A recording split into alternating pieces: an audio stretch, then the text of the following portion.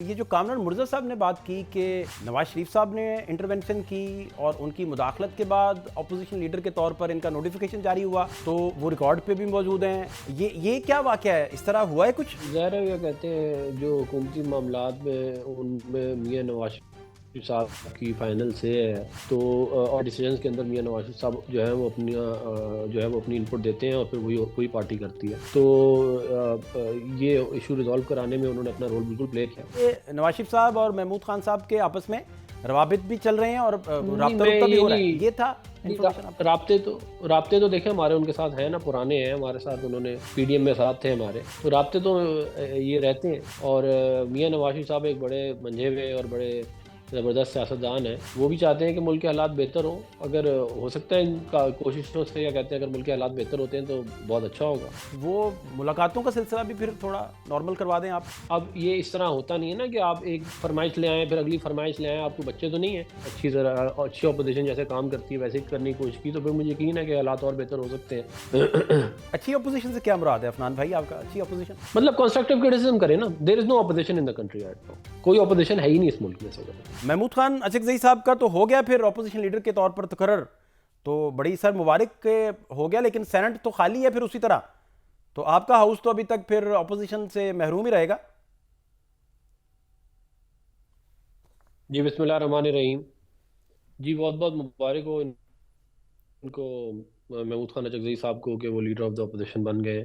हाँ। और हम इस बात की उम्मीद रखते हैं कि वो एक कंस्ट्रक्टिव क्रिटिसिज्म करेंगे, और वो अपोजिशन का जो एक्चुअल रोल है कि कंस्ट्रक्टिव क्रिटिसिज्म करना और आइडेंटिफाई करना अगर कोई इश्यूज हैं मुल्क के अंदर, वो तमाम जो काम रुके हुए हैं वो उम्मीद है कि महमूद खान अचकज़ई साहब शुरू कर पाएंगे। और खाली अगर वो ज़ाहिर है अगर अच्छी तरह परफॉर्म करेंगे तो एक अच्छा, क्या कहते हैं, गुडविल बनेगा हुकूमत और अपोजिशन के दरमियान। अब हुकूमत ने एक अच्छा इकदाम किया है कि इनकी जो है डिमांड एक्सेप्ट कर ली है। अभी अगली डिमांड उम्मीद है नहीं लेके आएंगे। ये पहले अपने बिहेवियर को रिव्यू करें और फिर उसके बाद आगे मजीद और भी बात हो सकती है। जहाँ तक मामला सेनेट का है, तो मैं इस बात की उम्मीद रखता हूँ कि आने वाले दिनों में या मैक्सिमम हफ्तों में ये वाला मामला भी एमिकेबली रिजॉल्व हो जाएगा, और chair leader of the opposition senate का वो भी इंशाल्लाह आ जाएगा। नहीं तो अफनान भाई, ये इतना अरसा रुका क्यों रहा ये मामला? महमूद खान तो एक्सेप्टेबल नहीं थे, फिर ये एक्सेप्टेबल कैसे बने? ये हुआ क्या बेसिकली? मैं ये भी सर समझना चाह रहा हूँ आपसे। लेकिन बात ये है कि मतलब ये काम तो ज़रा अपोजिशन का है, ये हुकूमत का तो काम नहीं है। सिर्फ इशू ये था कि ये सेलेक्टिव किस्म की जो है वो अपोजिशन करना चाह रहे थे। मतलब पब्लिक अकाउंट्स कमेटी का चेयरमैनशिप इनको दी है, वो उधर आते ही कोई नहीं है। कमेटियों के अंदर ये मौजूद नहीं है, तनख्वाहें सारी ले रहे हैं, पर्क्स एंड प्रिविलेजेस सारे ले रहे हैं और काम नहीं कर रहे हैं। ऊपर से जो इनके लोग नाअहल हुए उसकी वजह से सीटें खाली हो गई।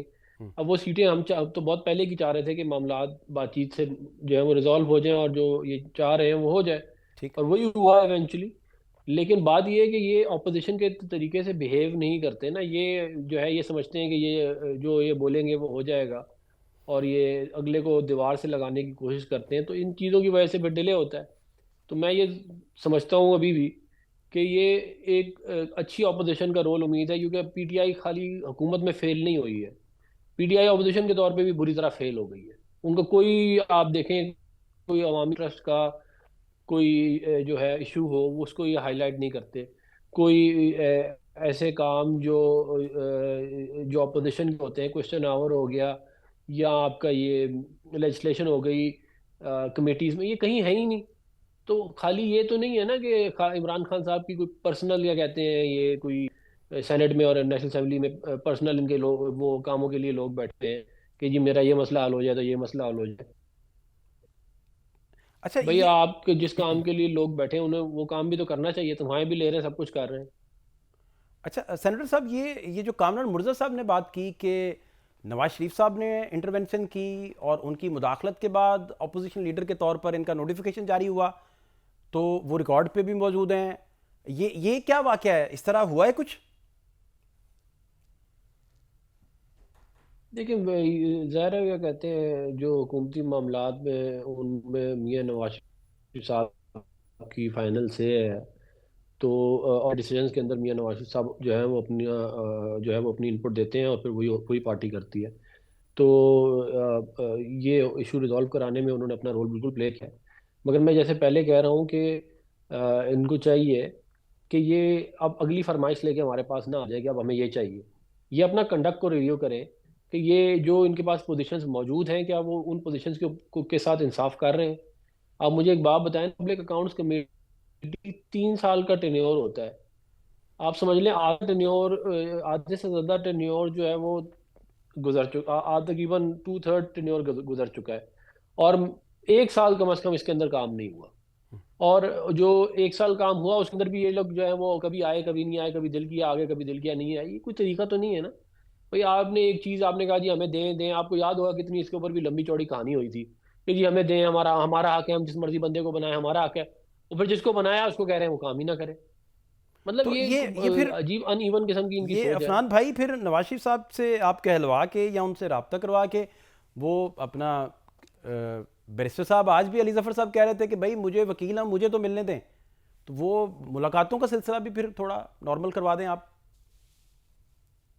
नहीं, मैंने मैंने तो आपको बता दिया ना, ये फरमाइशी प्रोग्राम जो है अब ये इस तरह होता नहीं है ना कि आप एक फरमाइश ले आए फिर अगली फरमाइश ले आए। आपको बच्चे तो नहीं है।